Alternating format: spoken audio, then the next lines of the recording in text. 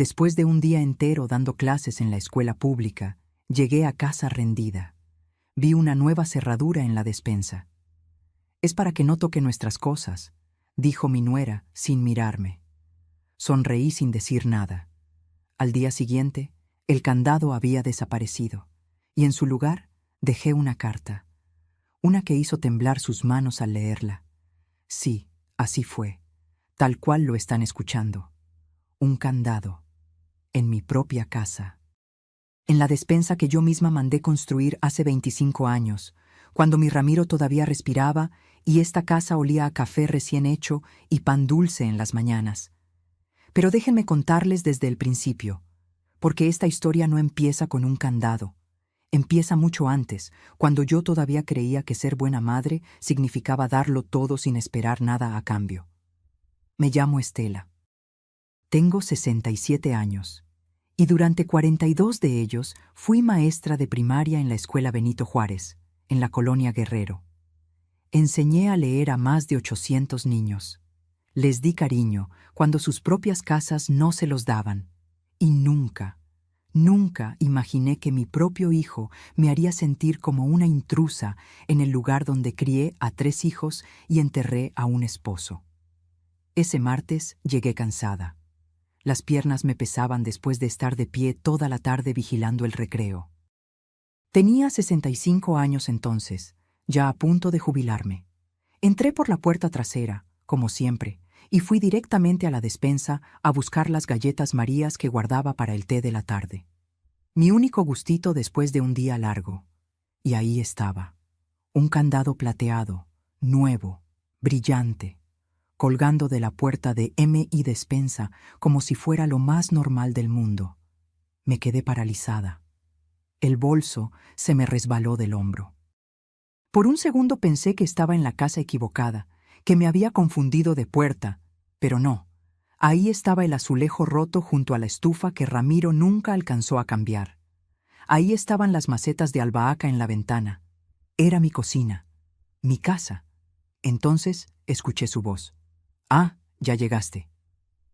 Verónica entró a la cocina secándose las manos en un trapo. Llevaba puesta esa blusa rosa que, según ella, le costó 2.500 pesos en una boutique de Polanco. El mismo dinero que yo gastaba en comida para toda la semana. «¿Qué es esto?», pregunté señalando el candado. Mi voz salió más suave de lo que hubiera querido. Todavía no entendía bien lo que estaba viendo. Ella ni siquiera levantó la vista. «Ah, eso. Es que Mateo y yo compramos algunas cosas para nosotros. Ya sabes, productos importados, aceite de oliva orgánico, ese tipo de cosas. Y pues, no queremos que se confundan con lo demás. Es para evitar problemas». Para evitar problemas. Como si yo fuera el problema. «Pero Verónica, esta es mi despensa, mi casa». Finalmente me miró. Y en esos ojos café que alguna vez me parecieron dulces, solo vi frialdad. «Ay, Estela, no te lo tomes personal, es solo organización. Tú tienes tu espacio, nosotros el nuestro. Es lo más sano en una convivencia, ¿no crees?» Mi espacio, en mi propia casa. Como si yo fuera una inquilina tolerada. Quise gritarle, quise arrancar ese candado y tirarlo por la ventana. Pero algo dentro de mí, esa parte que siempre fue maestra, la que aprendió a medir cada palabra antes de decirla, me hizo callar. Sonreí. «Claro, mija, como tú digas». Y me fui a mi cuarto. No lloré esa noche. Estaba demasiado furiosa para llorar. Me senté en la cama que compartí con Ramiro durante 38 años, y por primera vez en 3 años me permití ver con claridad lo que había estado ignorando. Mi casa ya no era mía. No había pasado de golpe. Fue como cuando el moho se mete en las paredes. No lo ves hasta que ya está por todas partes. Si esta historia te está removiendo algo por dentro, suscríbete al canal, porque lo que viene después, ni yo misma lo vi venir. 3 años atrás, cuando Ramiro murió de un infarto mientras regaba sus geranios, el mundo se me cayó encima. No solo perdí a mi esposo. Perdí el sonido de sus pasos en la mañana, el olor de su loción cuando se arreglaba para salir, esa forma en que me abrazaba por la espalda mientras yo cocinaba. La casa se volvió un eco gigante. Mateo, mi hijo menor, vino al funeral con Verónica. Llevaban 2 años de casados. Él me abrazó y me dijo: «Mamá, no te vamos a dejar sola. Nos mudamos contigo hasta que estés mejor». Temporal, dijo, solo hasta que yo me recuperara. Pero temporal se convirtió en 1 mes, luego 6, luego 1 año. Y de repente ya habían pasado 3 años y ellos no solo no se habían ido, habían tomado posesión completa. Al principio fue sutil. Verónica empezó a ayudar reorganizando la cocina. «Es que así es más práctico, suegrita». Los platos de Talavera que heredé de mi madre quedaron arrumbados en el mueble de arriba, donde yo ya no alcanzaba.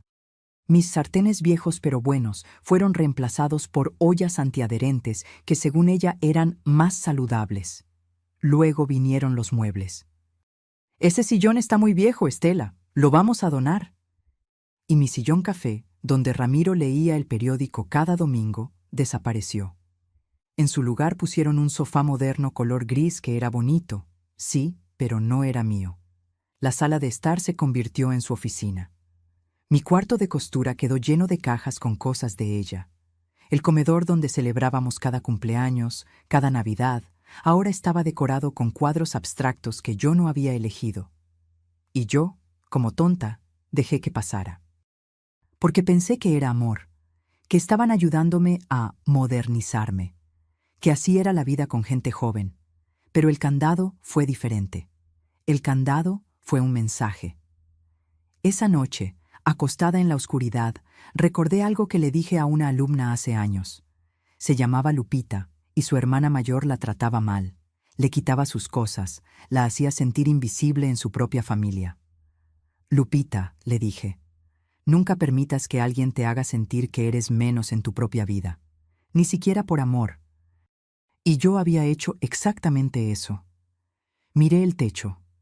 Las sombras de la lámpara de la calle se movían como fantasmas. Y entonces, por primera vez en mucho tiempo, sentí algo más fuerte que la tristeza.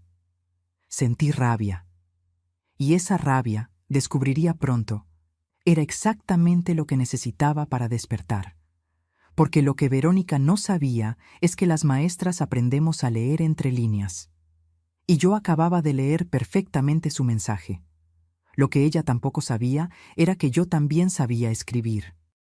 Je pars espera a ver lo que hice con ese candado, y lo que descubrí después en su laptop.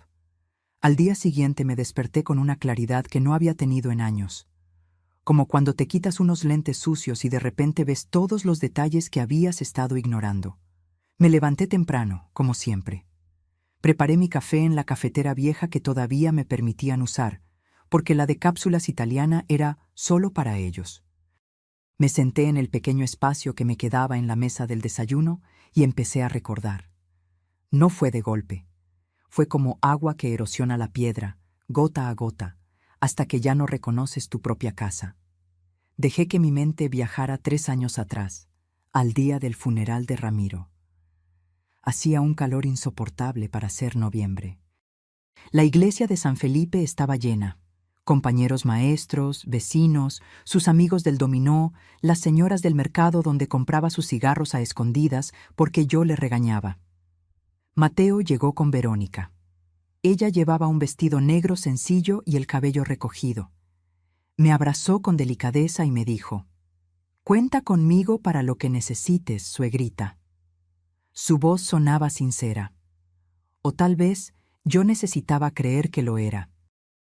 Después del entierro, cuando todos se fueron y la casa quedó en ese silencio espantoso que solo conocen los recién viudos, Mateo me tomó de las manos.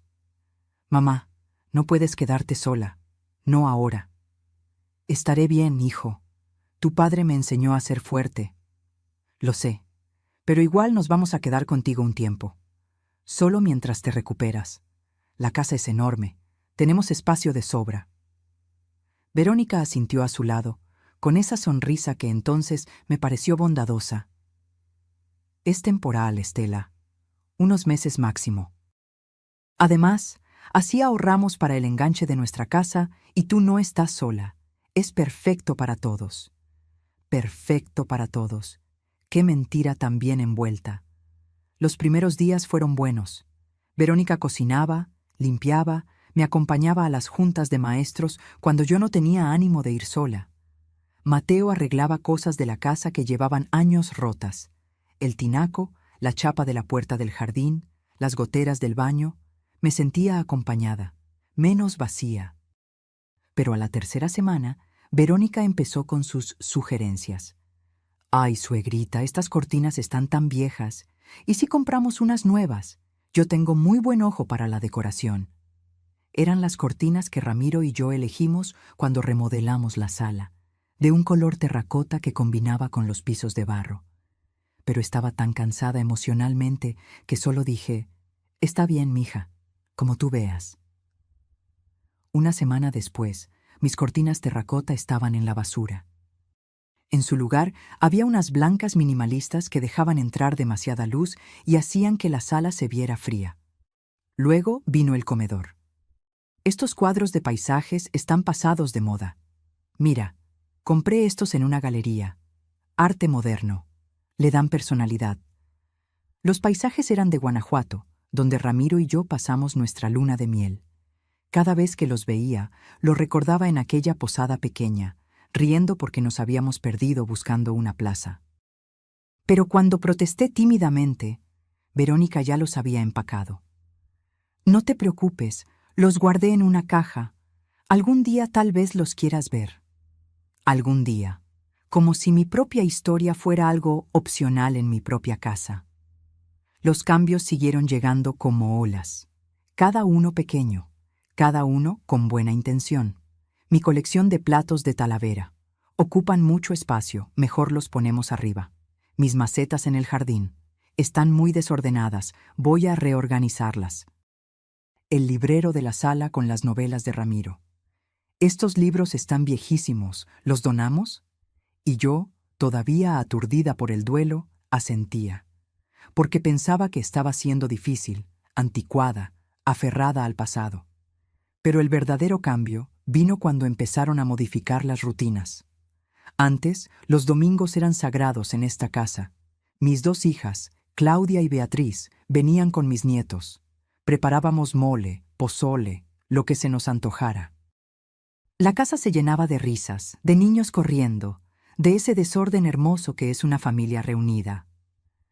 A las 3 semanas de estar viviendo con nosotros, Verónica sugirió, ¿y si mejor hacemos las comidas cada 15 días?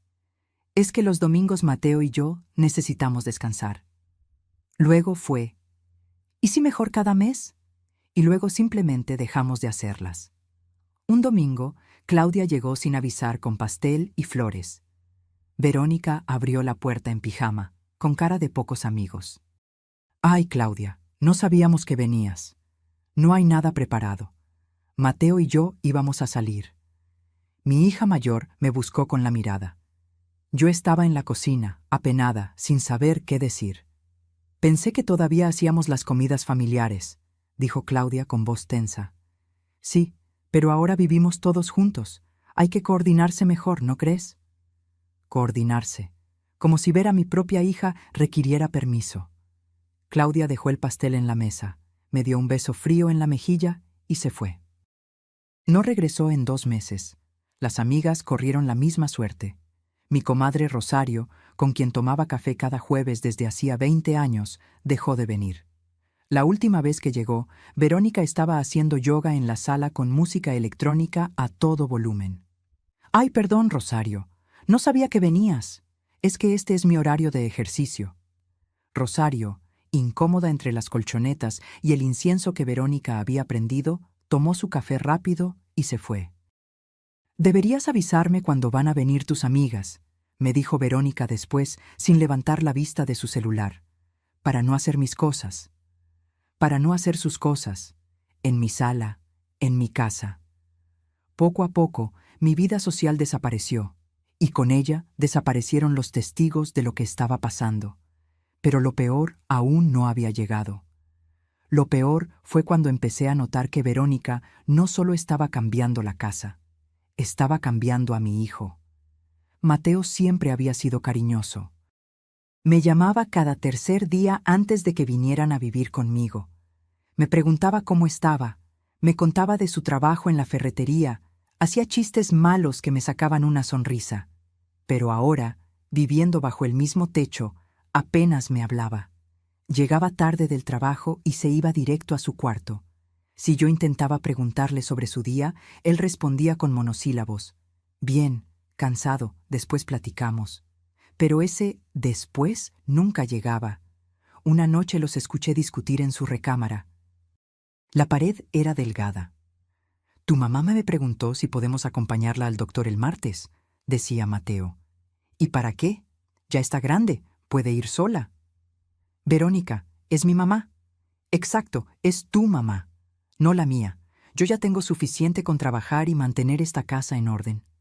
No voy a ser su enfermera también». Hubo silencio. Esperé a que Mateo la defendiera. Esperé que dijera algo, lo que fuera, pero no dijo nada.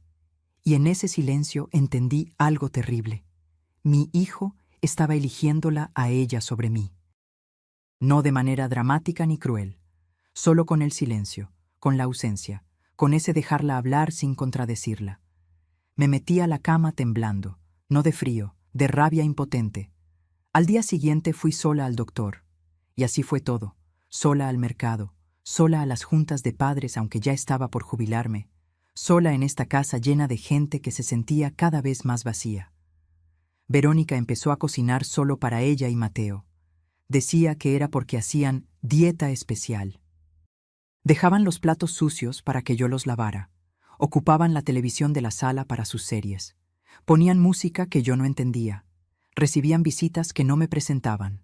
Y yo me iba haciendo pequeña. Cada día un poco más invisible en mi propia vida. Hasta que llegó el candado. Y ese candado fue la gota que derramó el vaso. Porque me di cuenta de algo. No estaban compartiendo mi casa. Me la estaban quitando. Kiminen siempre hace, pero lo que ellos no sabían es que yo todavía tenía un as bajo la manga. Algo que ni siquiera Mateo conocía. Mi hijo me miraba como si yo fuera un mueble viejo que estorba, y eso dolía más que 1000 candados. Mateo nació en una madrugada de julio, con truenos afuera y mi mano apretando la de Ramiro hasta dejársela morada.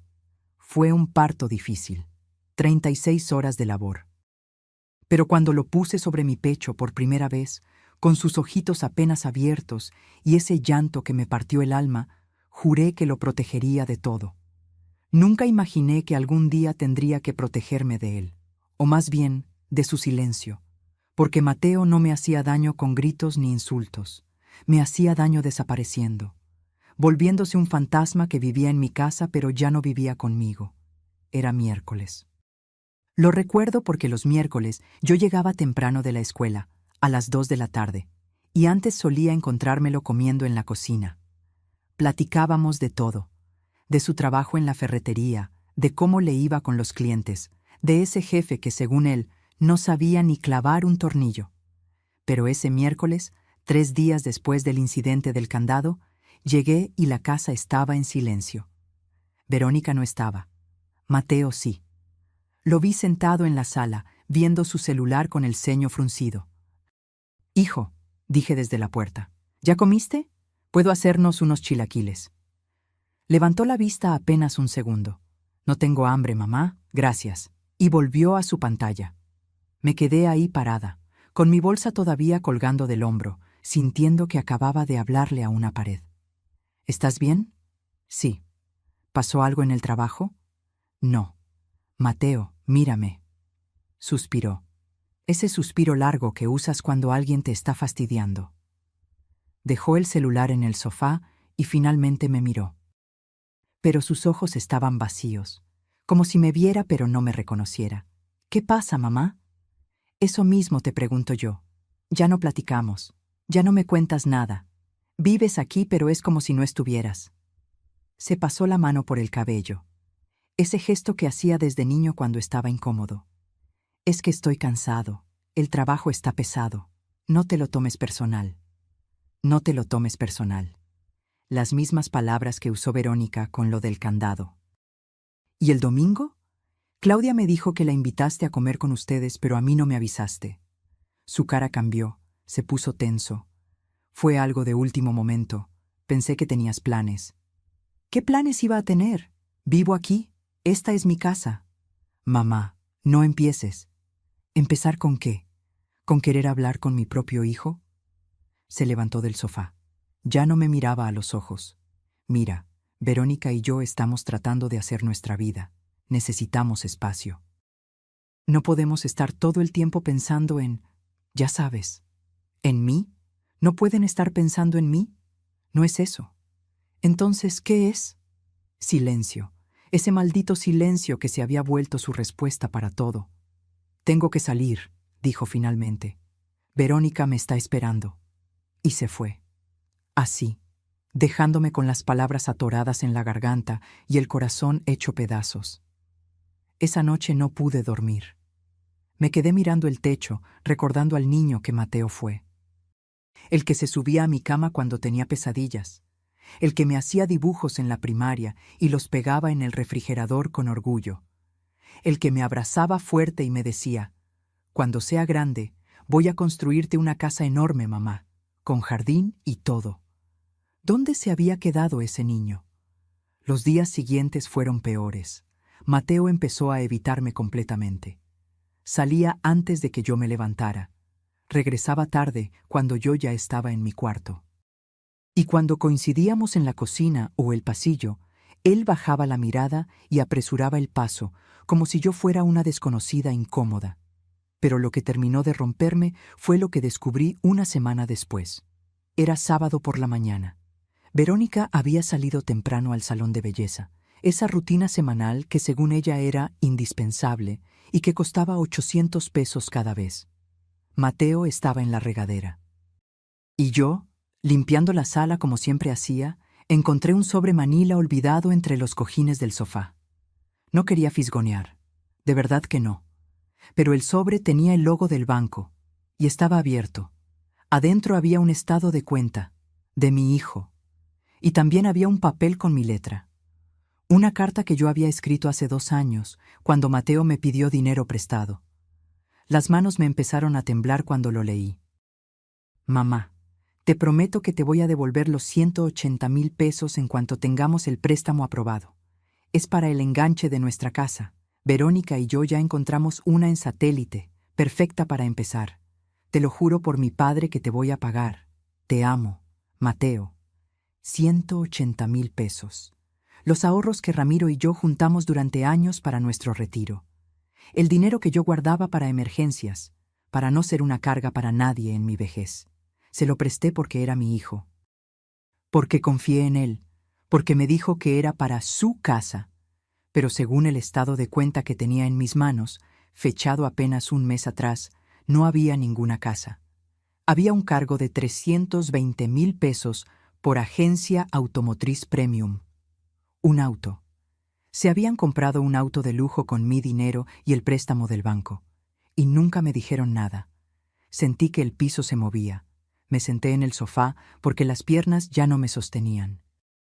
Leí el estado de cuenta una y otra vez, buscando algún error, alguna explicación que no fuera la obvia. Pero no había error. Mi hijo me había mentido. Me había usado. Había tomado mis ahorros de toda una vida y los había gastado en un capricho para complacer a su esposa. Escuché la regadera cerrarse, los pasos de Mateo acercándose. Guardé los papeles rápidamente en el sobre y lo dejé donde estaba. Cuando él salió, con el cabello mojado y una toalla al cuello, me miró sorprendido. «Ah, ¿estás aquí?» «Sí, estaba limpiando». Asintió, incómodo. Fue al sofá, tomó el sobre sin decir nada y se fue a su cuarto. Ni siquiera fingió una explicación. Esa tarde, cuando Verónica regresó con el cabello recién peinado y las uñas pintadas de rojo brillante, la vi diferente. La vi subirse a ese auto gris, último modelo que estaba estacionado afuera. El que supuestamente habían comprado con sus ahorros, con mis ahorros. Y algo dentro de mí se rompió definitivamente. No era solo el dinero. Era la traición. Era saber que mi propio hijo me veía como un banco, como alguien de quien podía tomar sin dar, como alguien cuyas necesidades no importaban. Esa noche, mientras ellos cenaban en la cocina hablando y riendo como si nada, yo me quedé en mi cuarto. No lloré. Ya no me quedaban lágrimas. En su lugar sentí algo frío y claro, una decisión formándose como hielo en mi pecho. Abrí mi closet. Moví las cajas viejas de zapatos. Y saqué la caja azul de lata que mi madre me heredó antes de morir. Dentro había cosas que Mateo no conocía, cosas que Verónica jamás imaginaría, documentos, escrituras y un testamento que todavía estaba a mi favor. Porque resulta que mi hijo olvidó algo muy importante. Esta casa tenía dueña. Y esa dueña todavía estaba viva, todavía estaba cuerda, y ahora estaba muy, muy enojada. Lo que vino después ni ellos ni yo lo vimos venir. Pero cuando lo hice, cambió todo para siempre. En el fondo de mi closet guardaba algo que ellos no sabían que existía. Mi verdadero poder. La caja azul de lata medía apenas 30 centímetros de largo. Tenía flores descoloridas pintadas en la tapa y una pequeña abolladura en la esquina, recuerdo de cuando se cayó durante la mudanza a esta casa, hace 25 años. Para cualquiera que la viera, no era más que un objeto viejo y sin valor, pero para mí era un cofre de guerra. La saqué esa noche de sábado, después de descubrir lo del dinero. La puse sobre mi cama con cuidado, como quien desentierra algo sagrado. Mis manos temblaban al abrir la tapa oxidada. El olor a papel viejo me golpeó primero. Luego vi lo que había dentro.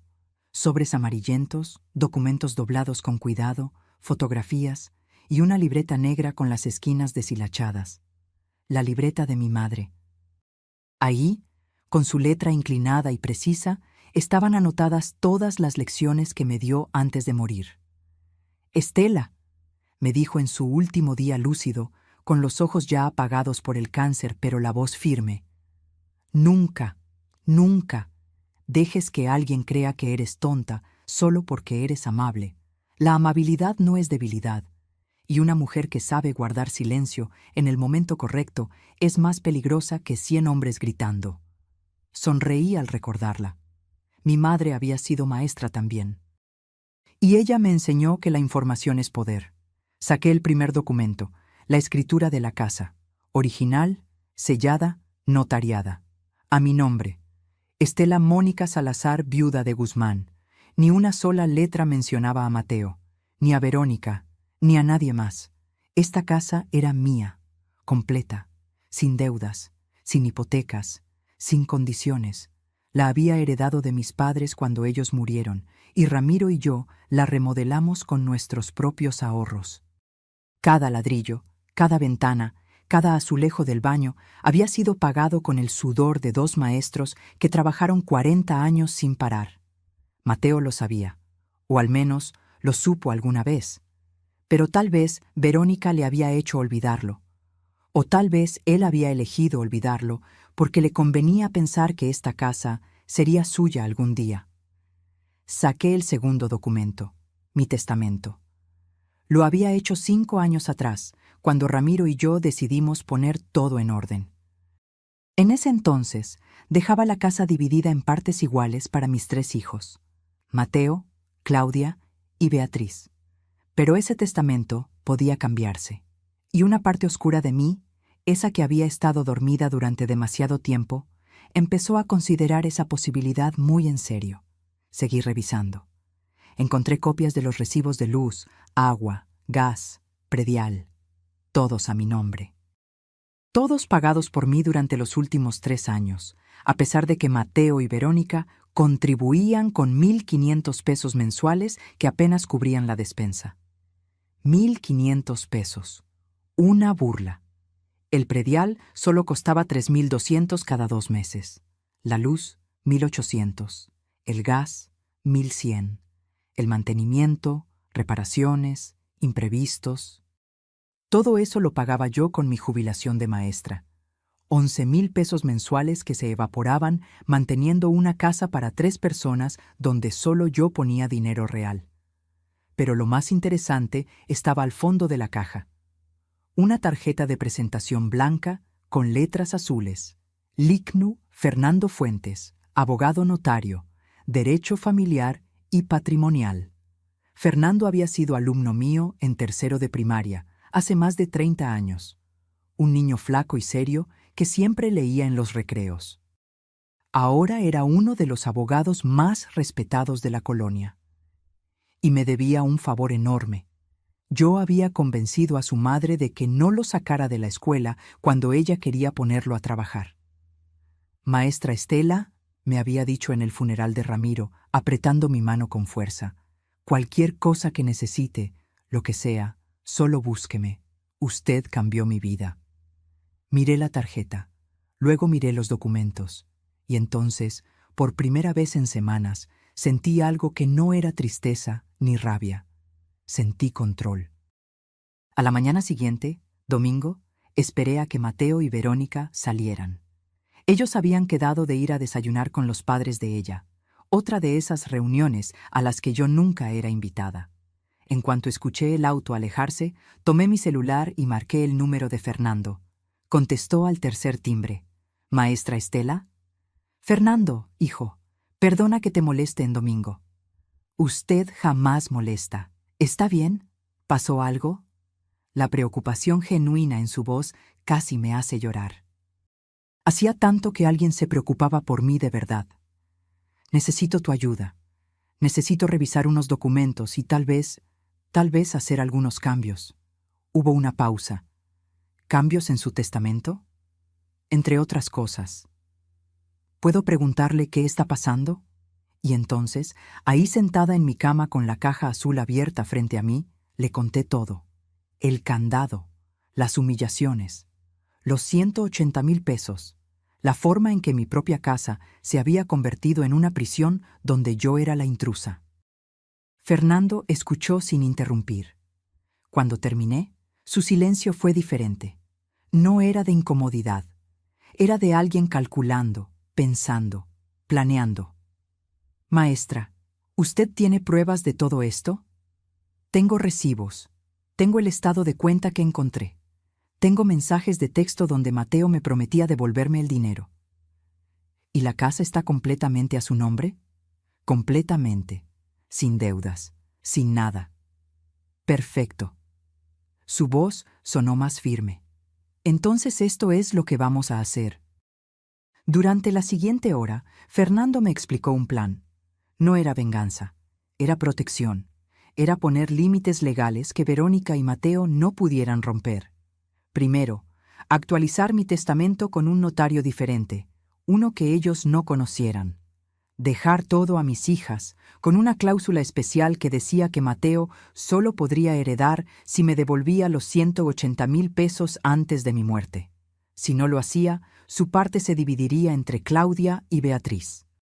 Segundo, hacer un inventario notariado de todos mis bienes dentro de la casa. Muebles, electrodomésticos, joyas, todo, para que quedara claro qué era mío y qué era de ellos. Tercero, preparar un ultimátum legal. Si en 3 meses no empezaban a pagar una renta justa, calculada en 5,000 pesos mensuales, que era barata para una casa de ese tamaño, o no se iban, yo podía iniciar un proceso de desalojo. Pero Fernando, dije con la voz quebrada, es mi hijo. Lo sé, maestra. Y por eso le estoy dando opciones que no sean sacarlo a la calle mañana. Pero usted tiene que protegerse. Lo que le están haciendo no es amor, es abuso. Esa palabra me cayó como agua fría. Abuso. ¿Era eso? ¿Podía llamarse abuso cuando venía de tu propio hijo? Piénselo, continuó Fernando. Pero no tarde mucho. Entre más tiempo pase, más difícil será recuperar su casa y su paz. Colgamos.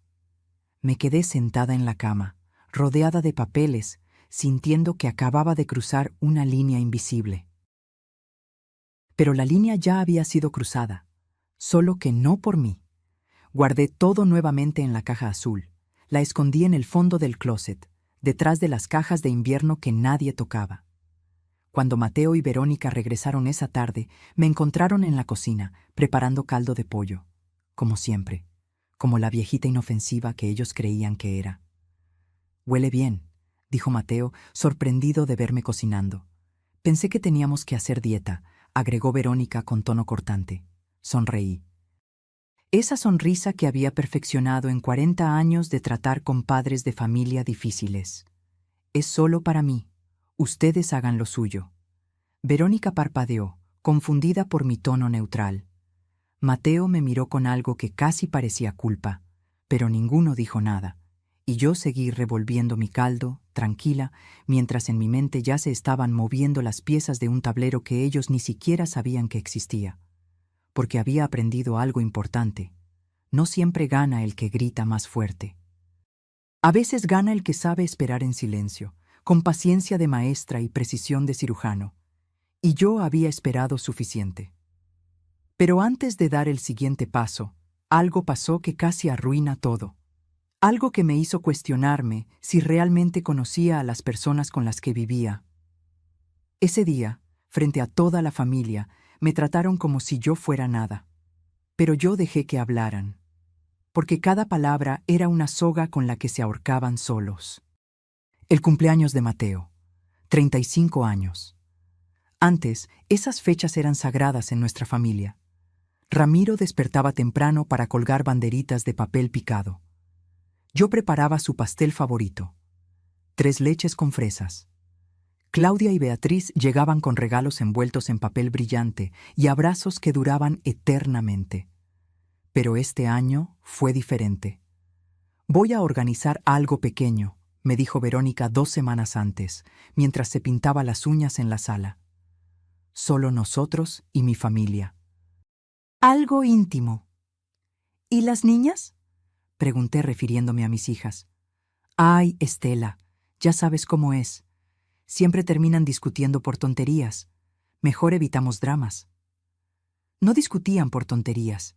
Discutían porque Verónica las trataba con el mismo desprecio que a mí. Pero Mateo nunca las defendía. «¿Y la comida?», intenté otra vez.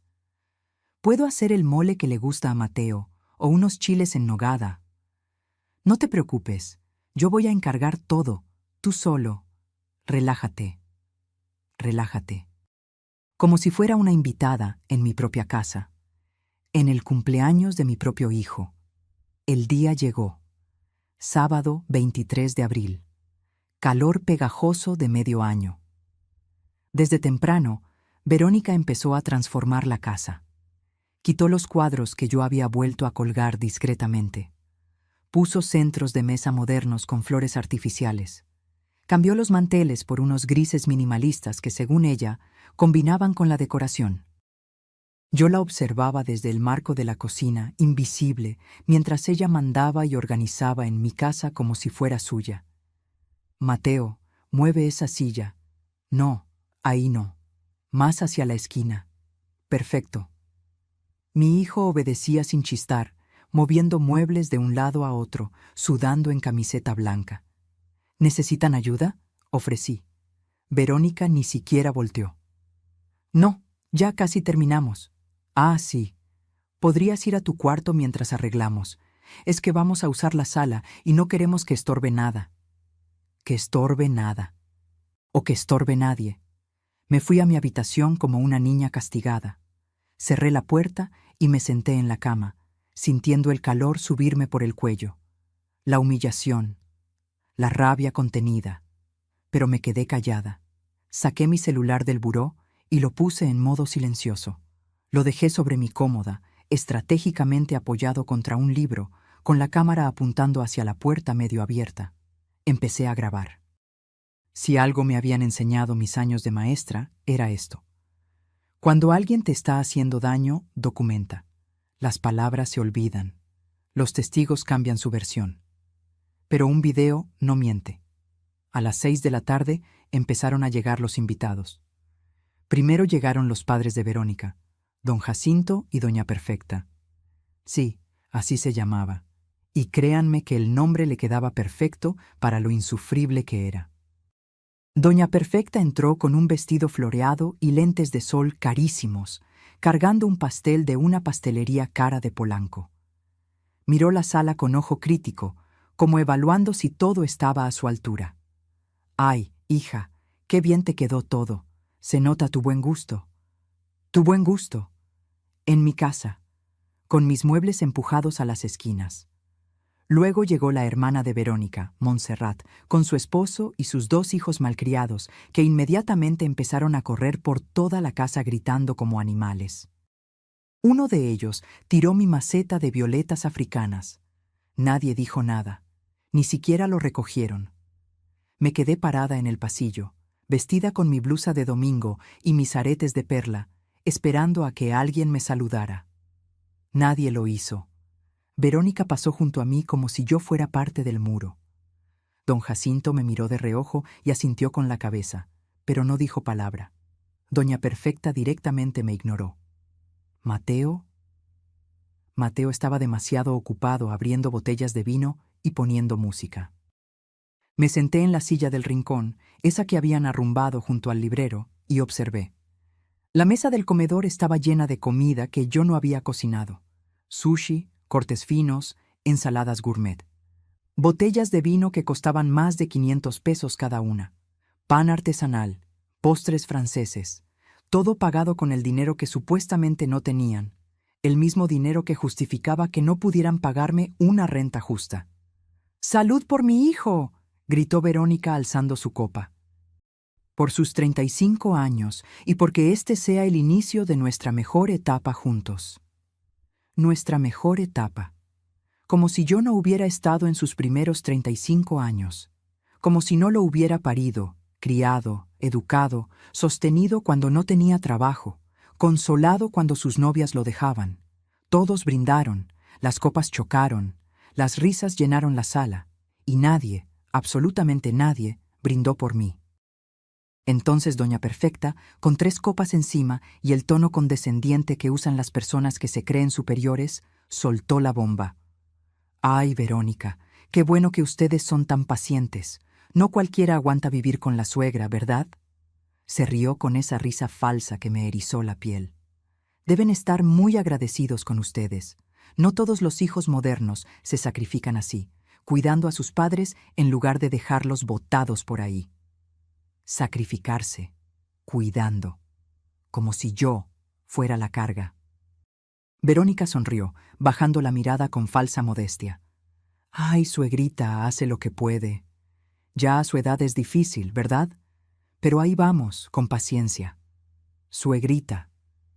Esa palabra que había sonado cariñosa los primeros meses y que ahora era veneno envuelto en miel.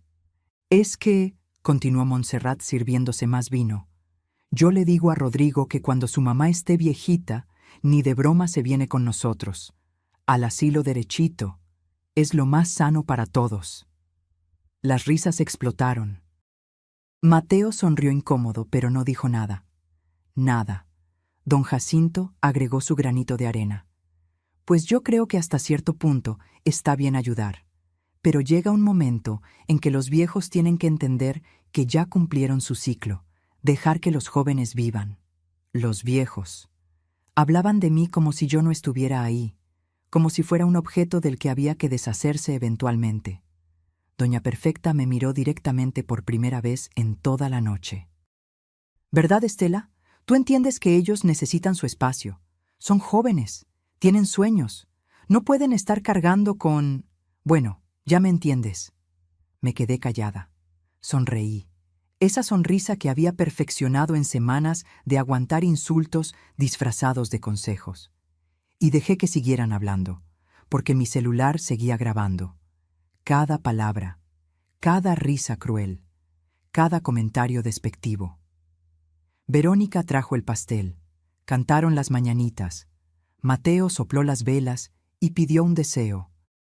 Me preguntaron qué había deseado, y él, mirando a Verónica con ojos enamorados, dijo: «Deseo que pronto tengamos nuestra propia casa, para empezar nuestra vida de verdad».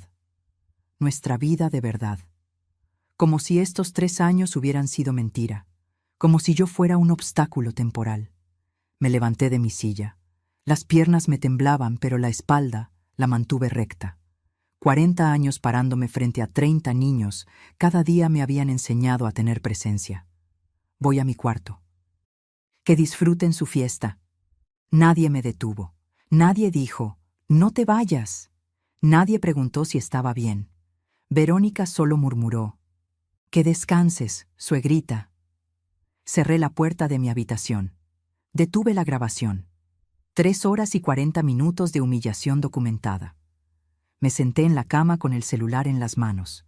Le di play.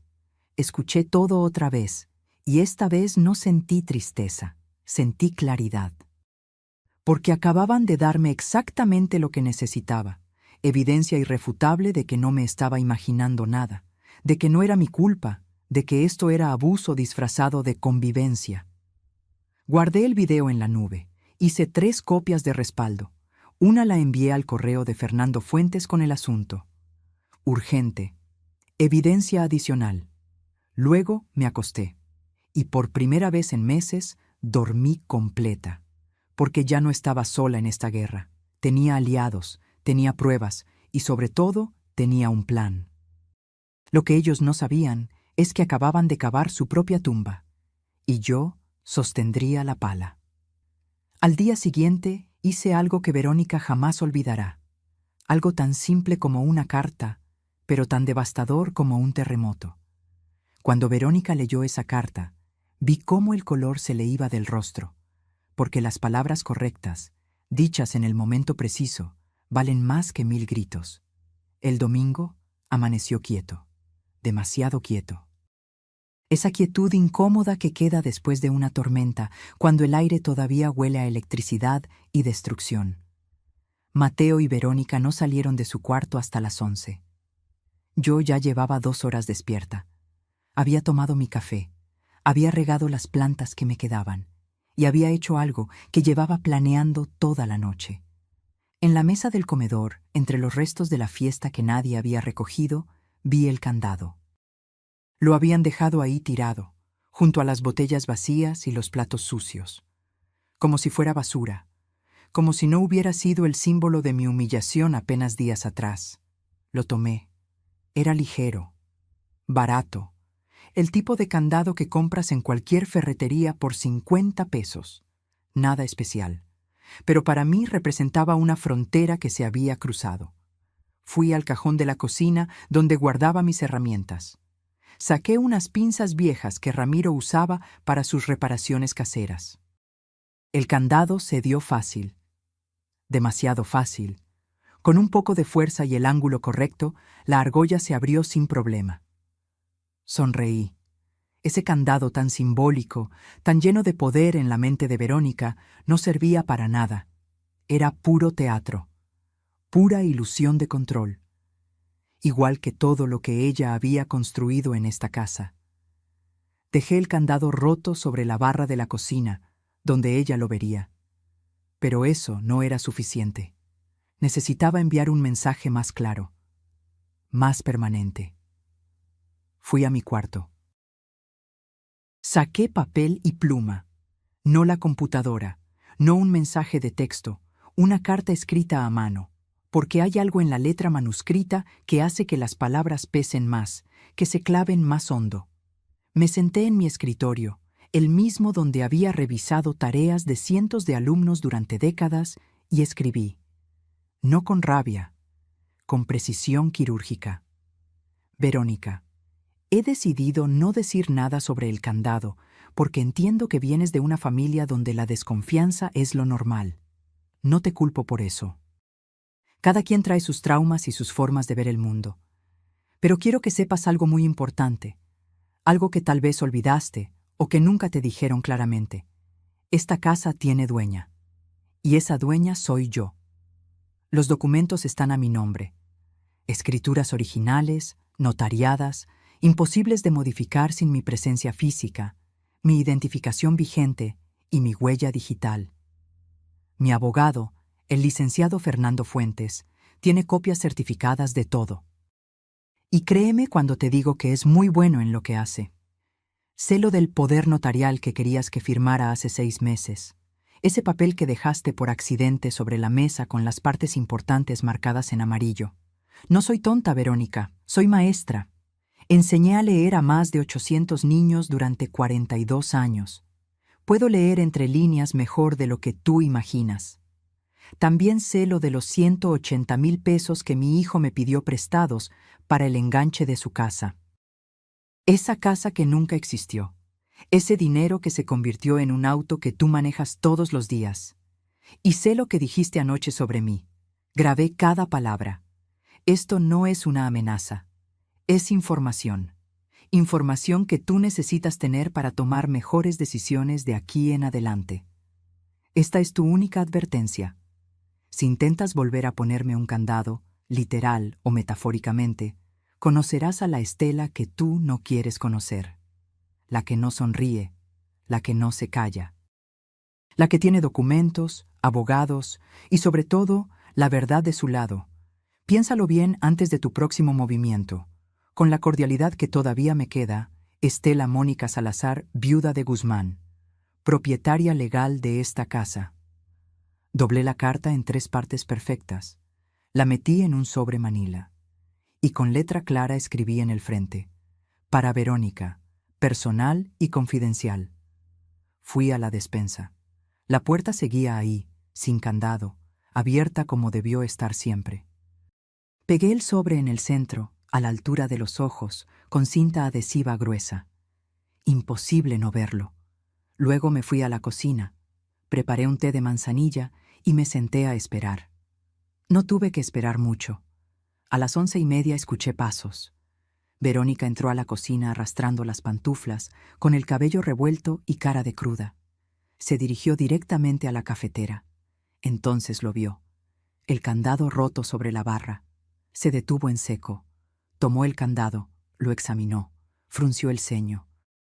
Luego miró hacia la despensa, y ahí estaba el sobre, grande, manila, con su nombre. La vi palidecer incluso antes de abrirlo.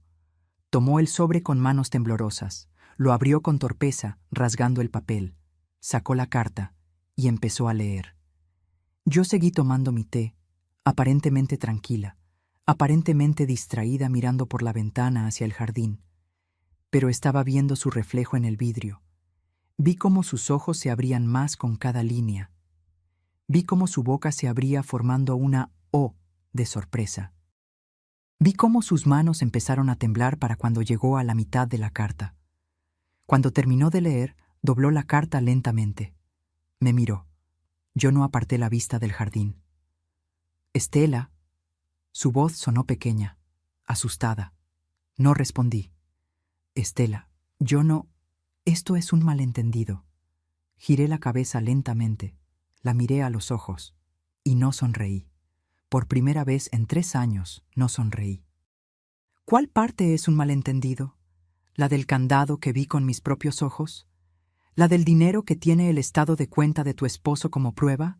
¿O la de las cosas que dijiste anoche sobre mí, grabadas en video con fecha y hora? Se quedó muda. La carta temblaba en sus manos. Nosotros, solo estábamos... Ahórratelo. Mi voz salió firme, fría. No quiero explicaciones. Quiero que entiendas que esta casa es mía, que yo decido quién vive aquí y bajo qué condiciones. Y que si vuelves a faltarme al respeto de cualquier forma, te vas, sin discusión, sin segunda oportunidad.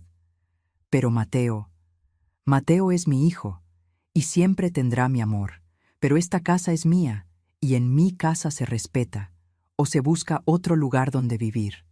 El silencio que siguió fue denso, pesado, eléctrico. Verónica apretó la carta contra su pecho. Por un momento pensé que iba a llorar, o a gritar, o a hacer una escena dramática de esas que tanto le gustaban.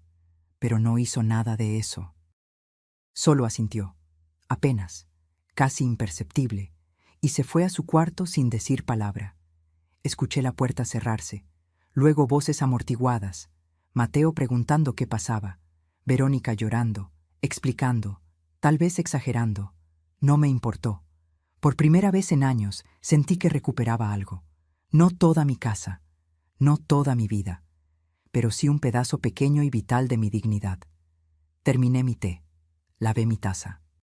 Y me fui a caminar al parque de la colonia, donde nadie me conocía, donde nadie me juzgaba, donde podía respirar sin sentir que el aire me lo estaban racionando. Cuando volví 2 horas después, el sobre Manila había desaparecido de la despensa. El candado roto seguía sobre la barra, pero ahora había una nota junto a él, con letra de Mateo. «Mamá, necesitamos hablar». Tomé la nota, la arrugué en mi puño y sonreí, porque finalmente, después de 3 años de silencio, mi hijo quería hablar. Y yo tenía mucho que decir. Esa conversación cambió todo, pero no de la forma que yo esperaba. Ellos creían que yo estaba asustada, pero yo solo estaba esperando el momento perfecto. La nota de Mateo quedó sobre la barra durante 2 días. 2 días completos donde ninguno de los 3 nos dirigimos la palabra más allá de lo estrictamente necesario. Buenos días. Buenas noches. ¿Necesitas el baño? Nada más. La casa se convirtió en un campo minado donde cada paso debía medirse, donde cada puerta que se cerraba sonaba como un disparo, donde el silencio era tan denso que casi podía cortarse con cuchillo. Verónica evitaba mi mirada. Cuando coincidíamos en la cocina, ella tomaba lo que necesitaba y se iba rápido, como ratón asustado. Ya no ponía música a todo volumen. Ya no reorganizaba mis cosas sin permiso. Ya no hacía comentarios hirientes disfrazados de bromas. Por primera vez en 3 años había miedo en sus ojos cuando me veía.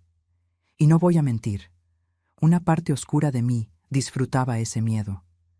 Pero sabía que esto era temporal, que el miedo inicial se convertiría en resentimiento, que el resentimiento se volvería estrategia, que Verónica no era de las que se rendían fácilmente. Así que yo tampoco me rendí. Empecé a documentar todo, todo. Compré una libreta nueva en la papelería de la esquina, verde con espiral. En la primera página escribí, Registro de gastos del hogar, abril 2025, y empecé a anotar cada peso que salía de mi bolsillo. Luz, 1,847 pesos. Agua, 634 pesos. Gas, 1,120 pesos. Predial, 3,200 pesos. Despensa, 4,500 pesos. Internet, 599 pesos. Teléfono, 250 pesos. Total mensual que yo pagaba, 12,150 pesos. Contribución de Mateo y Verónica, 1,500 pesos. Los números no mentían. Yo estaba subsidiando su vida con más de 10,000 pesos mensuales. Y eso sin contar el espacio, los muebles, los electrodomésticos, el uso del auto que a veces tomaban sin pedir permiso. Pero los números no eran suficientes. Necesitaba más. Empecé a grabar conversaciones. No todo el tiempo, solo cuando había algo importante. Mi celular siempre en el bolsillo de mi delantal, en modo de grabación, discreto.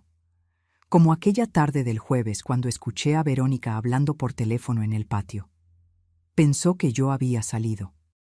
No sabía que había regresado por mi suéter. No, mamá, no exagero. Se puso insoportable. Ahora anda de justiciera, como si fuera la dueña de... Hizo una pausa. Alguien le dijo algo del otro lado. Bueno, sí es la dueña legalmente, pero después de todo lo que hemos hecho por ella, ¿no? Llevamos 3 años cuidándola, aguantando sus manías de vieja. Cuidándola, aguantando, vieja. Guardé la grabación con fecha y hora. También empecé a sacar copias de todo. Recibos, estados de cuenta, mensajes. Los llevaba en una carpeta amarilla que escondí en casa de mi comadre Rosario. ¿Estás bien, Estela?, me preguntó ella mientras tomábamos café en su cocina, preocupada por las ojeras que cargaba. Te veo diferente. Estoy preparándome, le dije simplemente, para algo grande. No le conté todo. Todavía no. Pero le dejé la carpeta con instrucciones claras.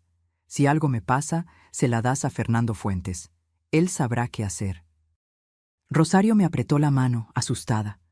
No digas eso, no va a pasarte nada. Lo sé, pero siempre es mejor estar preparada. Mientras tanto, en casa seguía con mi actuación. Empecé a fingir demencia leve, olvidos estratégicos, confusiones calculadas. «Ay, ¿ya comí?», preguntaba en la cena, aunque había comido perfectamente 2 horas antes. ¿Qué día es hoy?, murmuraba mirando el calendario con el ceño fruncido. ¿Dónde dejé mis lentes? Buscaba por toda la sala, cuando los tenía colgados del cuello.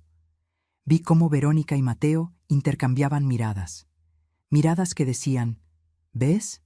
Ya está empezando. Ya se le está yendo la cabeza. Perfecto. Que pensaran eso. Porque mientras ellos me creían confundida y débil, yo estaba moviendo piezas en un tablero que no podían ver. Llamé a Fernando 3 veces esa semana. «Quiero cambiar mi testamento», le dije en la primera llamada.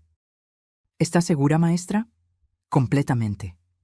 En la segunda llamada, le pedí que investigara si era legal grabar conversaciones en mi propia casa. Me confirmó que sí, que todo lo grabado en un espacio propio era admisible como evidencia. En la tercera llamada, le conté sobre mi plan. «Es arriesgado», me advirtió Fernando, «pero si está decidida, yo la apoyo. Solo prométame que no va a hacer nada sin consultarme primero». «Lo prometo». Mentí, porque ya tenía el siguiente paso planeado. El viernes por la noche, Mateo finalmente tocó a mi puerta. «Mamá, ¿podemos hablar?» «Pasa, hijo». Entró despacio, con las manos en los bolsillos. Se sentó en la orilla de mi cama, en el mismo lugar donde se sentaba de niño cuando tenía pesadillas. «Sobre la carta, ¿la leíste?» «Verónica me la mostró». Miró al suelo. «No sabía que te sentías así». Esa frase casi me hace reír. O llorar. No sabía si era honestidad o ceguera voluntaria. «Mateo, mírame». Levantó la vista. Sus ojos eran los de Ramiro, los mismos ojos cafés con motas doradas que me enamoraron hace 40 años. ¿De verdad no sabías? ¿O no querías saber?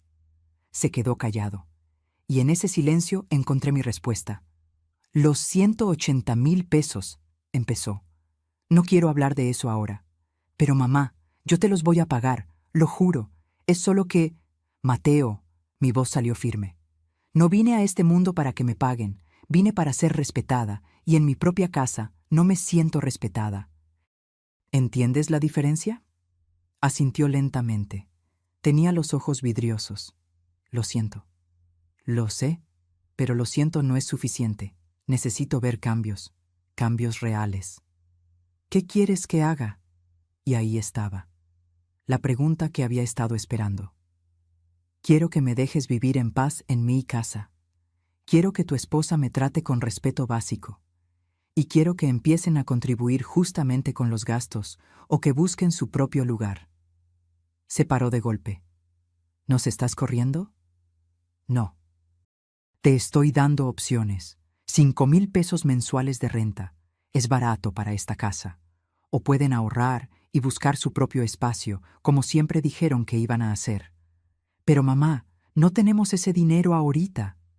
«Tienen dinero para un auto de lujo, para ropa cara, para salones de belleza y restaurantes». Mi voz no tembló. «Tienen dinero, solo no lo quieren usar en mí». Se quedó parado en medio del cuarto, dividido entre 2 lealtades, y otra vez eligió el silencio. «Piénsalo», dije con suavidad. «Tienes un mes». Salió de mi cuarto sin decir más. Esa noche no dormí. Me quedé despierta mirando el techo, preguntándome si había sido demasiado dura, si había cruzado un límite del que no podría regresar. Pero cuando amaneció y vi el sol entrando por mi ventana, iluminando la foto de Ramiro en el buró, supe que había hecho lo correcto. Porque el amor sin respeto no es amor, es costumbre, y yo ya había sido costumbre durante demasiado tiempo. Era hora de ser una decisión. Lo que pasó después me sorprendió hasta a mí, porque resultó que no era la única con secretos en esta casa. Cuando abrí ese cofre frente a ellos, sus ojos se llenaron de codicia. No sabían que era una trampa. El mes de plazo que le di a Mateo pasó como arena entre los dedos. 30 días donde la tensión en la casa era tan espesa que casi podía masticarse. Verónica seguía evitándome, pero yo notaba algo diferente en su mirada cuando pensaba que no la veía. Estaba calculando, planeando, esperando. Yo también. Fue un domingo por la tarde, una de esas tardes calurosas de mayo donde el aire no se mueve y todo parece detenerse. Yo estaba en mi cuarto, reorganizando el closet de verano. Saqué cajas viejas, vestidos que ya no usaba, zapatos guardados desde la época de Ramiro. Y entonces, accidentalmente, dejé la puerta de mi habitación entreabierta. Justo cuando Verónica pasaba por el pasillo. Escuché sus pasos detenerse. Luego, esa respiración contenida de alguien que está viendo algo que no debería estar viendo, pero no puede apartar la vista. En mis manos tenía el cofre de terciopelo vino. Era hermoso, debo admitirlo. Medía unos 40 centímetros de largo por 25 de ancho. El terciopelo estaba desgastado en las esquinas, pero mantenía ese color rojo oscuro, casi sangre, que le daba un aire de antigüedad y misterio. Tenía grabados dorados en la tapa, iniciales entrelazadas que ya casi no se distinguían. Había sido de mi abuela materna, pasó a mi madre, y luego a mí. Adentro guardaba las joyas de la familia. No eran muchas, no éramos ricos, pero cada pieza tenía historia, tenía peso, tenía valor sentimental y económico. Abrí el cofre despacio, como quien destapa un tesoro, sabiendo perfectamente que Verónica me observaba desde el pasillo. Saqué el collar de perlas. 36 perlas naturales, irregulares, con ese brillo cremoso que solo dan las perlas reales. Me lo había regalado Ramiro en nuestro 20º aniversario. Había ahorrado durante 2 años para comprarlo. Luego, los aretes de oro con esmeraldas, pequeños, discretos, pero genuinos, herencia de mi abuela, quien los recibió de su propia madre en tiempos de la Revolución. El broche Art Deco de plata y ónice. Una pieza de los años 30 que mi madre usaba en ocasiones especiales y que valía, según el último avalúo que hice hace 10 años, alrededor de 25,000 pesos. Y finalmente, el anillo. El anillo de compromiso que Ramiro me dio bajo un árbol de jacarandas en el bosque de Chapultepec. Oro blanco con un diamante pequeño, pero brillante, rodeado de zafiros diminutos. Los puse sobre mi cama, uno por uno, admirándolos bajo la luz que entraba por la ventana. Y entonces, como si recién notara su presencia, me giré hacia la puerta. «¡Ay, Verónica! No te vi ahí». Ella dio un paso hacia adelante, con los ojos fijos en las joyas. Ya ni siquiera fingía disimulo. «¿Eso es real?». Sonreí. Esa sonrisa de abuela orgullosa mostrando sus tesoros. «Sí, mija, son de la familia, llevan generaciones con nosotros». Tomé el collar de perlas y lo dejé correr entre mis dedos. Este collar tiene casi 50 años. Las perlas son naturales, ¿ves? No como las de ahora que son todas cultivadas y uniformes. Verónica se acercó más, hipnotizada. «¿Puedo...?» Extendió la mano. Le di el collar.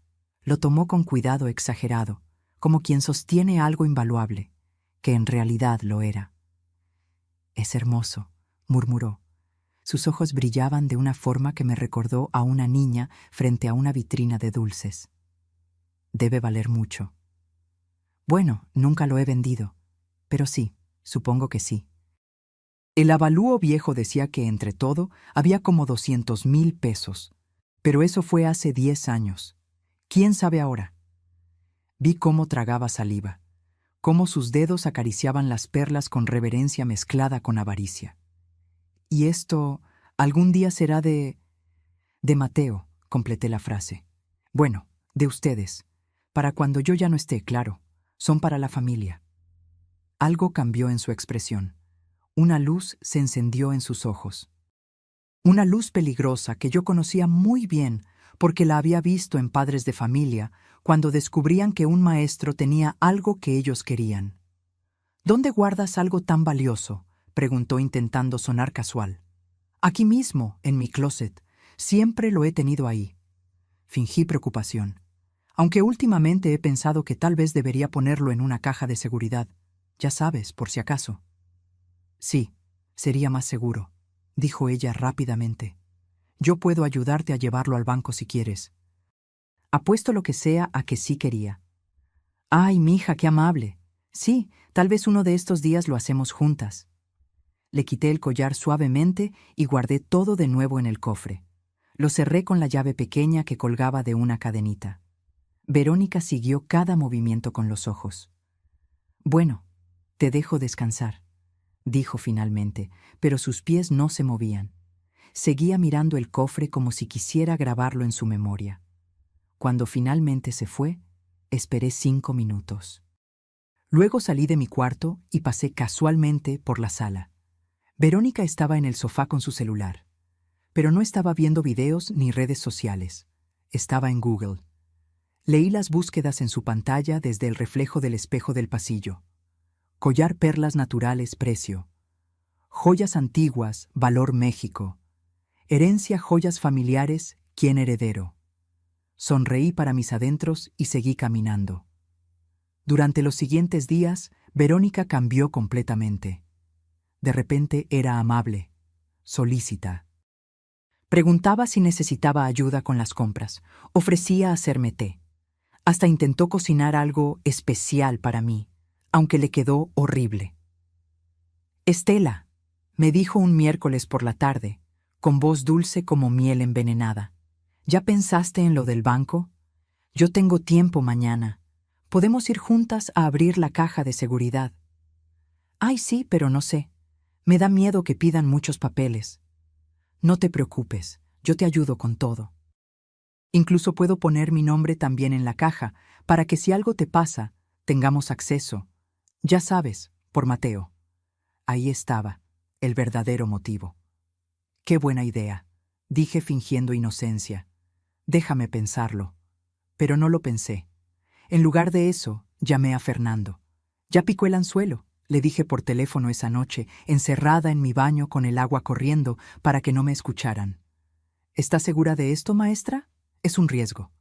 «Lo sé. Pero necesito que ella muestre sus verdaderas intenciones. Y esto es perfecto». «¿Quiere que prepare los documentos?» «Sí, pero con la cláusula que discutimos». Al día siguiente, le dije a Verónica que había hecho la cita en el banco para el viernes. Su cara se iluminó como árbol de Navidad. «Perfecto, voy contigo. No te preocupes por nada». El viernes llegó. Fuimos al banco. Abrimos una caja de seguridad.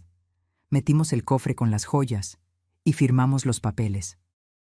Lo que Verónica no sabía, porque no leyó la letra pequeña que el ejecutivo explicó rápidamente y ella firmó sin prestar atención, era que esa caja requería 2 llaves para abrirse.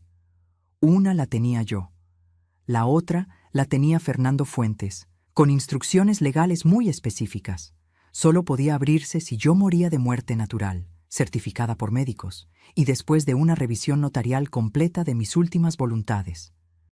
Si algo me pasaba, sospechosamente, la caja se congelaba automáticamente y su contenido pasaba a una investigación legal. Verónica tenía acceso a la caja, técnicamente. Su nombre estaba en los papeles, pero no podía abrirla sin mí, y si yo moría, tampoco podía abrirla sin pasar por un proceso legal que expondría cualquier irregularidad. Era la trampa perfecta. Salimos del banco. Verónica iba feliz, creyendo que había ganado algo, que había asegurado su futuro. No sabía que acababa de firmar su propia sentencia, porque yo no estaba protegiéndome solo de ella. Estaba protegiéndome de cualquier accidente que pudiera ocurrirme convenientemente. Y sobre todo, estaba creando evidencia de su verdadero carácter, evidencia que muy pronto iba a necesitar. Lo que pasó después fue tan rápido que ni yo estuve preparada, porque Verónica cometió un error que lo cambió todo. Fue un sábado por la mañana cuando todo explotó, y yo me aseguré de que hubiera testigos. La calma después de la visita al banco duró exactamente 12 días. 12 días donde Verónica actuó como la nuera perfecta. Preguntaba por mi salud. Ofrecía llevarme al doctor. Hasta me regaló un chal de lana para que no te dé frío en las noches. Yo aceptaba todo con sonrisas y gracias, pero por dentro estaba preparándome, porque sabía que esto era el ojo del huracán. Esa quietud engañosa antes de que todo se desate con furia. Y tenía razón. El jueves por la noche, mientras fingía dormir, escuché voces en el cuarto de Mateo y Verónica. Discutían, bajo, pero lo suficientemente fuerte para que yo captara palabras sueltas. No puede seguir así. La casa debería ser nuestra. Está vieja. ¿Cuánto tiempo más? El notario dijo que podemos. Mi corazón se aceleró. Me levanté en silencio, descalza, y puse mi celular en modo de grabación contra la pared que compartíamos. La aplicación que Fernando me había recomendado amplificaba el sonido. Lo que escuché me heló la sangre. Mi primo trabaja en un asilo, decía Verónica. Dice que con un certificado médico de que ya no puede valerse por sí misma, podemos internarla, y entonces la casa quedaría libre. No sé, Verónica, es mi mamá. ¿Y qué? Ya lleva años estorbando. Míranos, Mateo. No podemos tener hijos porque vivimos con tu madre. No podemos hacer nuestra vida. Esta casa debería ser nuestra desde que tu papá murió. Pero legalmente hay formas. Mi tío es abogado. Dice que con un poder notarial y un diagnóstico de demencia senil, podemos tomar control de sus bienes. Y ya viste cómo anda últimamente. Se le olvidan las cosas, confunde los días. Hasta el doctor podría certificar que ya no está bien. Sentí náuseas, no por lo que planeaban, sino por lo bien que mi actuación había funcionado, demasiado bien. No sé si pueda hacer eso. La voz de Mateo sonaba débil, dudosa, pero no escandalizada, no indignada como debería estar un hijo defendiendo a su madre. ¡Ay, Mateo, no seas cobarde! Es por nuestro bien, por nuestro futuro. Además, en el asilo estará cuidada. Es mejor para todos. El silencio que siguió fue peor que cualquier palabra, porque significaba que Mateo lo estaba considerando. Mi propio hijo estaba considerando encerrarme para quedarse con mi casa. Guardé la grabación. La envié a la nube, a 3 correos diferentes, y entonces supe que había llegado el momento. No podía esperar más. El viernes en la mañana llamé a mis 2 hijas. Claudia, Beatriz. Necesito que vengan mañana a la casa, las 2, a las 10 de la mañana. Es urgente. ¿Estás bien, mamá?, preguntó Claudia alarmada. Sí, pero necesito que estén aquí y traigan a sus esposos. Es importante. Luego llamé a Fernando. Es hora. ¿Estás segura? Completamente. Prepara todo lo que discutimos. ¿La documentación completa? Toda. Y necesito que vengas mañana a las 10, con el notario si es posible. Entendido, maestra. Finalmente llamé a mi comadre Rosario. Necesito que mañana estés aquí, como testigo, y trae tu celular cargado. ¿Qué vas a hacer, Estela? Voy a recuperar mi vida. El sábado amaneció despejado. Uno de esos días donde el cielo es tan azul que duele mirarlo. Yo me levanté temprano. Me vestí con mi mejor blusa, la azul con flores blancas que Ramiro me regaló en nuestro último aniversario.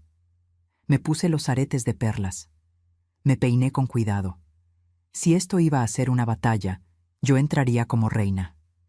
A las 9:30 empezaron a llegar. Primero Claudia con su esposo Roberto. Mi hija mayor, con esa mirada preocupada que no había perdido desde que era niña.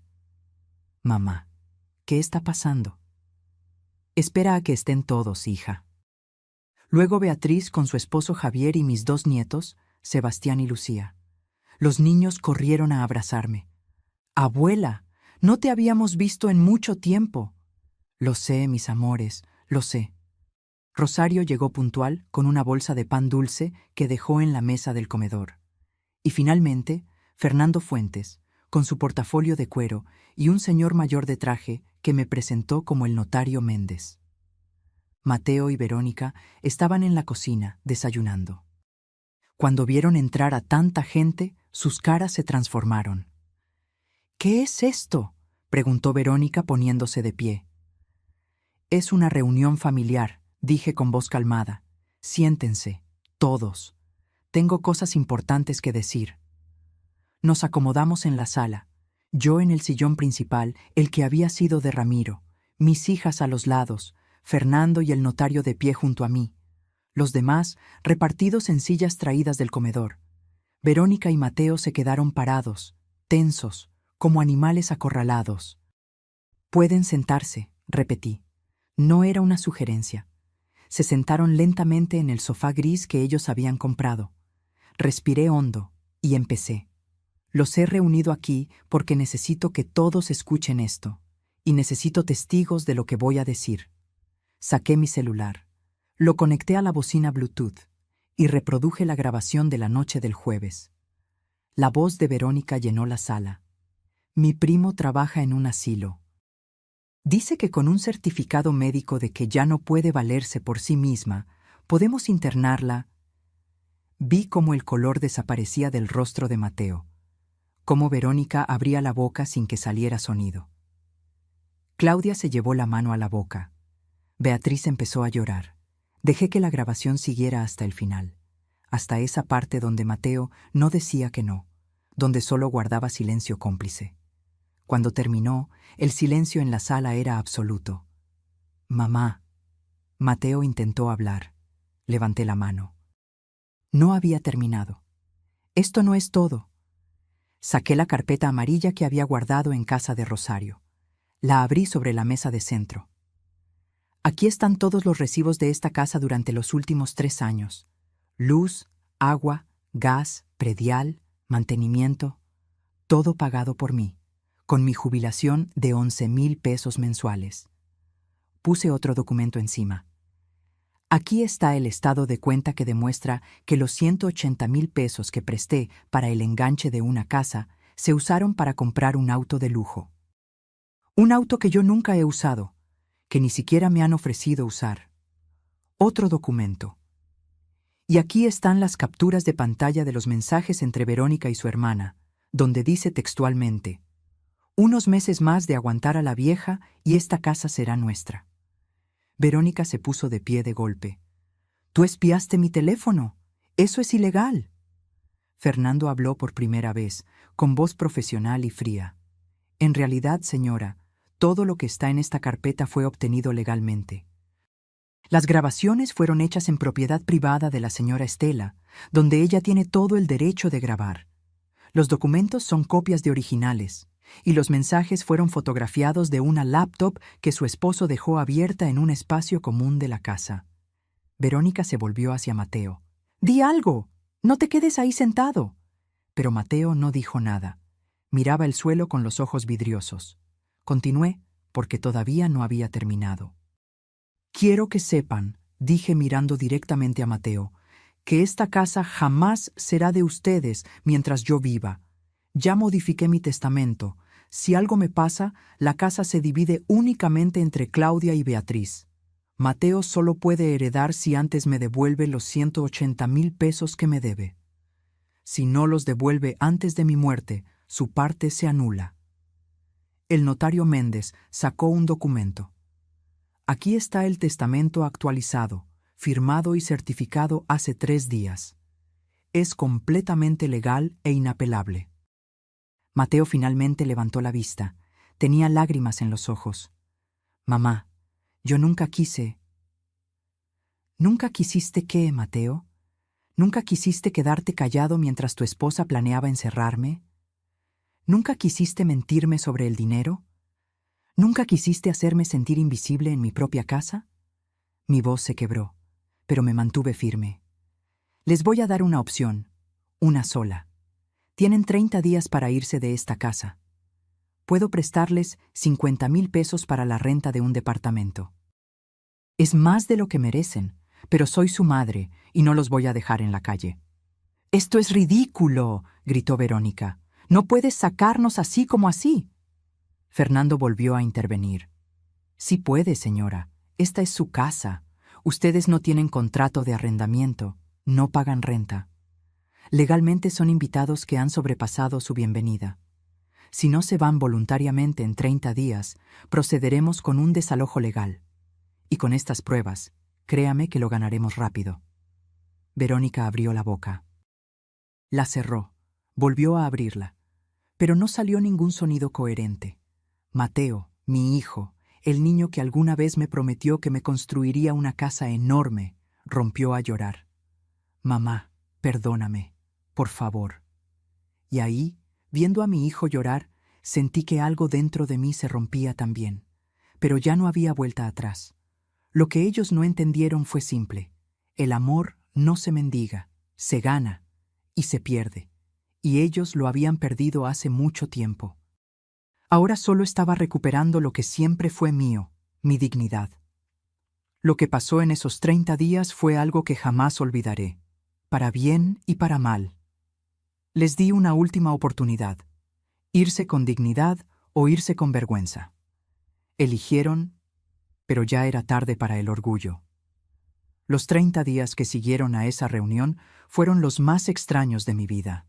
La casa se convirtió en un espacio dividido, como si una línea invisible separara territorios enemigos. Ellos en su cuarto, yo en el mío. Y en medio, un silencio tan pesado que dolía respirarlo. Verónica no me volvió a dirigir la palabra, ni una sola. Cuando coincidíamos en la cocina, ella tomaba lo que necesitaba y se iba como alma que lleva el diablo. Sus ojos me lanzaban dagas de odio cada vez que me veía. Ya no fingía amabilidad, ya no había máscaras. Y de alguna forma retorcida, eso me dio paz, porque finalmente estábamos siendo honestas. Pero Mateo era diferente. Mi hijo se volvió un fantasma que vagaba por la casa con los hombros caídos y la mirada perdida. Adelgazó, dejó de arreglarse bien. A veces lo encontraba sentado en el jardín, mirando las plantas de Ramiro sin ver nada realmente. Una tarde, 11 días después de la reunión, tocó a mi puerta. «Mamá, ¿puedo pasar?» Estaba bordando un mantel, esa actividad que siempre me calmaba los nervios. Dejé la aguja.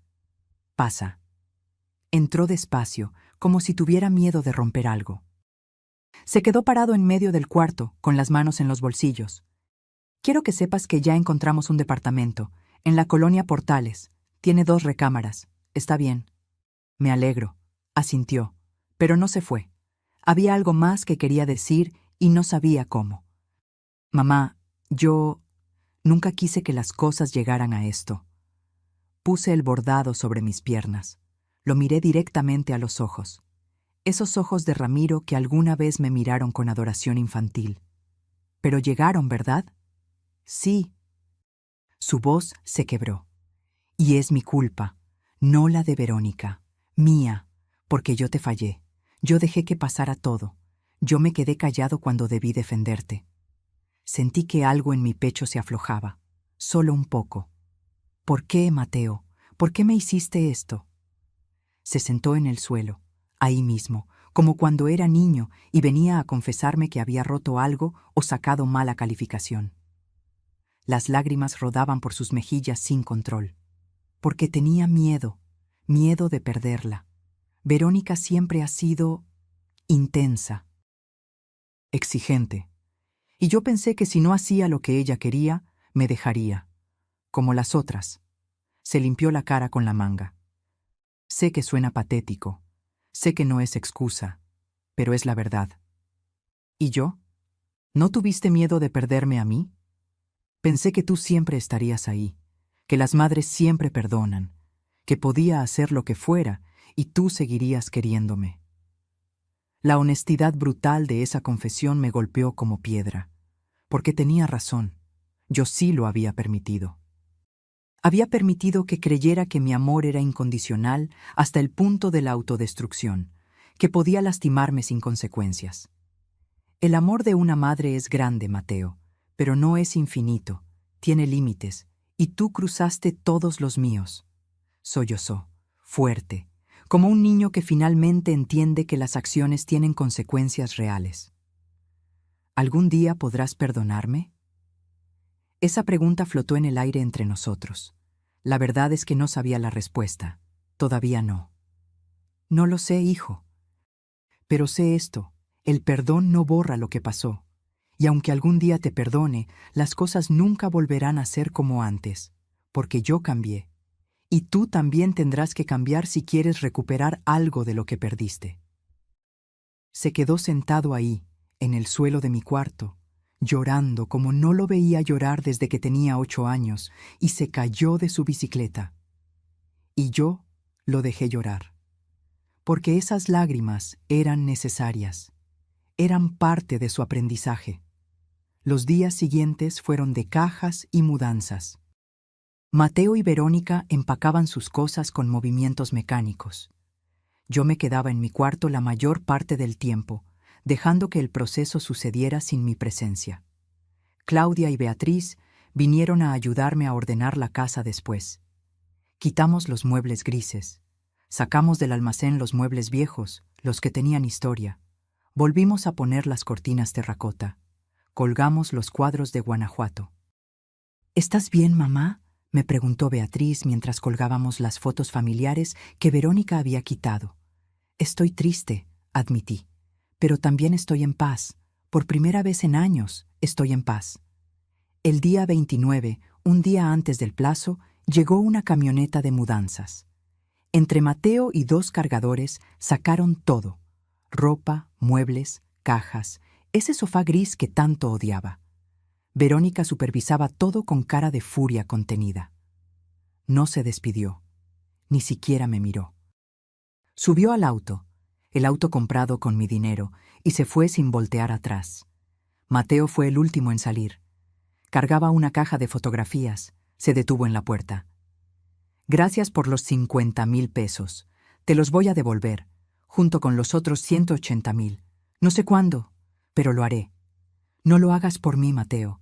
Hazlo por ti, para que aprendas que las deudas se pagan, que las promesas se cumplen. Asintió.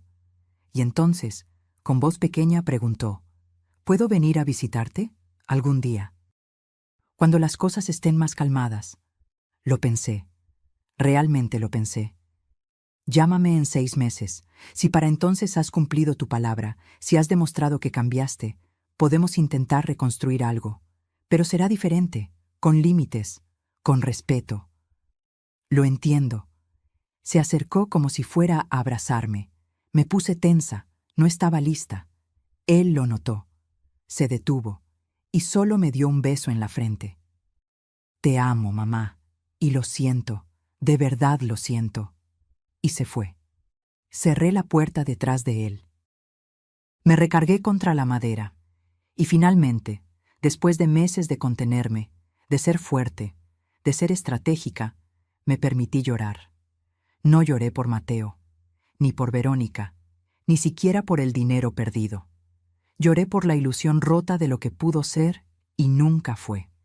Por ese hijo que crié para ser bueno y de alguna forma se perdió en el camino. Por los años que no recuperaría. Pero también lloré de alivio, porque finalmente mi casa volvía a ser mía. Los meses siguientes fueron de sanación. Volví a invitar a mis amigas los jueves. Rosario, Amparo, Socorro. Tomábamos café y pan dulce en mi mesa, sin tener que pedir permiso, sin sentir que estorbábamos. Claudia y Beatriz empezaron a venir los domingos con los nietos. La casa se llenó otra vez de risas de niños, de olor a mole, de esas pláticas largas que solo pasan en familias que se quieren de verdad. Adopté un gato naranja callejero que apareció una tarde en mi jardín. Lo llamé Ramiro, porque tenía esos mismos ojos dorados de mi esposo y esa forma tranquila de observar el mundo. Y poco a poco fui recordando quién era yo antes de convertirme en la mujer invisible de mi propia vida. 6 meses después, Mateo llamó. Mamá, ya pagué los 50,000, los deposité hoy, y tengo 3,000 ahorrados para los otros. Sé que falta mucho, pero estoy trabajando en ello. ¿Cómo estás, hijo? Hubo una pausa.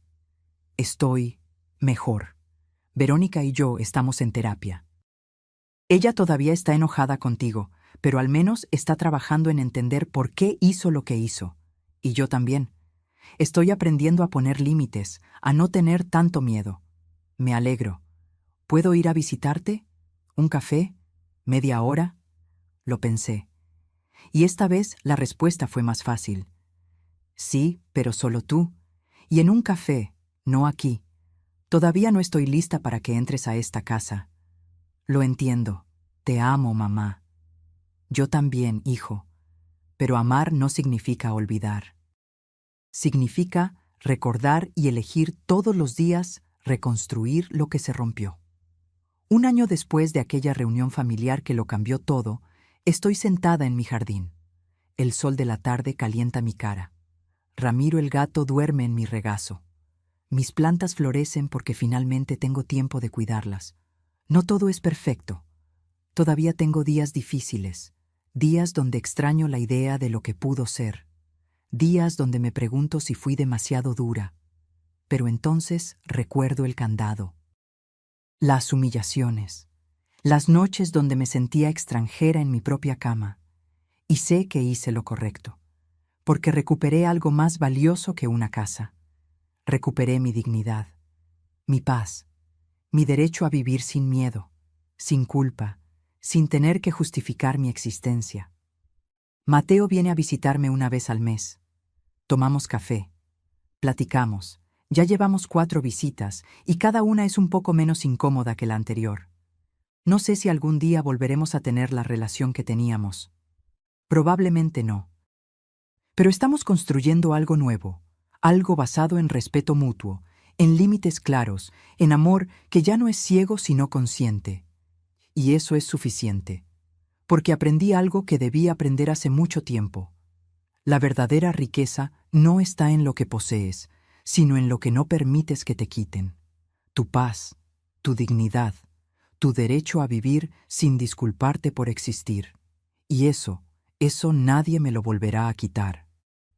Esta historia la comparto no para que me juzguen, ni para que me aplaudan.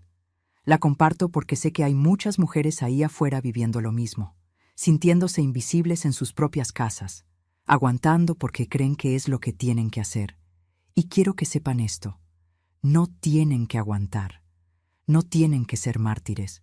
Pueden poner límites. Pueden decir que no. Pueden recuperar sus vidas. Nunca es demasiado tarde para defenderte. Nunca es demasiado tarde para elegirte a ti misma. Yo lo hice a los 67 años, y si yo pude, tú también puedes. No dejes que nadie te haga sentir que eres menos. Ni tu hijo, ni tu nuera, ni nadie. Eres suficiente.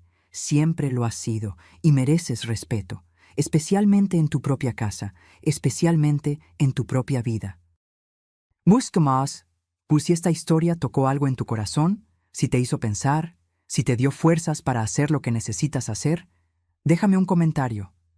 Cuéntame desde dónde me estás escuchando. Cuéntame si tú también estás luchando tu propia batalla. No estás sola. Ninguna de nosotras lo está. Dale like si esta historia te recordó tu propio valor. Suscríbete para seguir escuchando historias de mujeres que decidieron no seguir siendo invisibles.